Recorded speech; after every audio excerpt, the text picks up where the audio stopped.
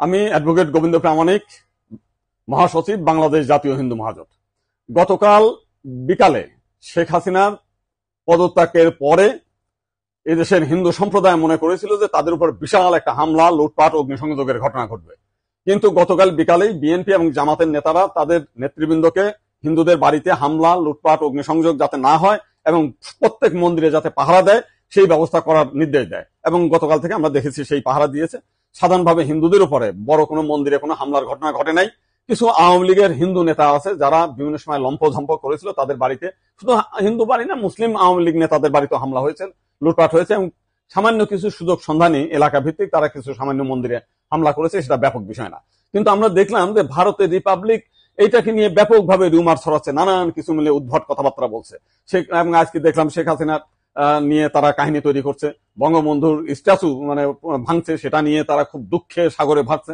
আমার এক সাংবাদিক ফোন দিয়েছিলাম, তাদের বলেছি যে আপনারা যদি শেখ হাসিনার জন্য যদি এত কান্না আপনাদের মধ্যে আসে, তো শেখ হাসিনা ভারতে গিয়েছে, আপনারা ভারতের প্রধানমন্ত্রী নরেন্দ্র মোদীকে সরিয়ে শেখ হাসিনাকে আপনারা প্রধানমন্ত্রী হিসেবে ঘোষণা করেন। সে ভারতও রক্ষা করতে পারবে, তা আপনার সেভেন সিস্টারও রক্ষা করতে পারবে। আপনারা তো প্রতিদিন বলতেছেন যে শেখ হাসিনা না থাকলে ভারতে সেভেন সিস্টার থাকবে না। এইবার আপনাদের একটা বিশাল সুযোগ আছে, আপনারা শেখ হাসিনাকে ভারতের প্রধানমন্ত্রী করেন। मेरा नाम सौरदीप रॉय, मैं सिलेट से हूँ, बांग्लादेश से। कैसी सिचुएशन इस समय बांग्लादेश में बनी? अब सब कुछ ठीक है, कोई प्रॉब्लम नहीं है। क्या देखा लेकिन बीते दिनों? देखा lots of massacres happen over there.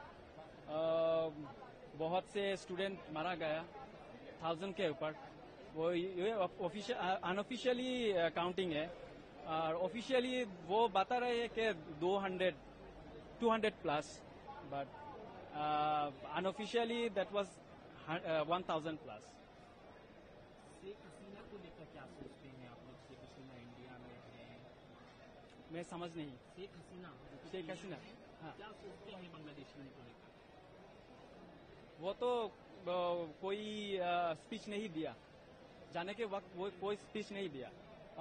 हम लोगों को नहीं मालूम है वो क्या सोच रही है, वो कोई स्पीच नहीं दिया। खबरें ये भी आ रही है कि हिंदुओं को खासतौर पर वहाँ टारगेट किया जा रहा है। टारगेट किया जा रहा है, वो एक तरह प्रोपागंडा है।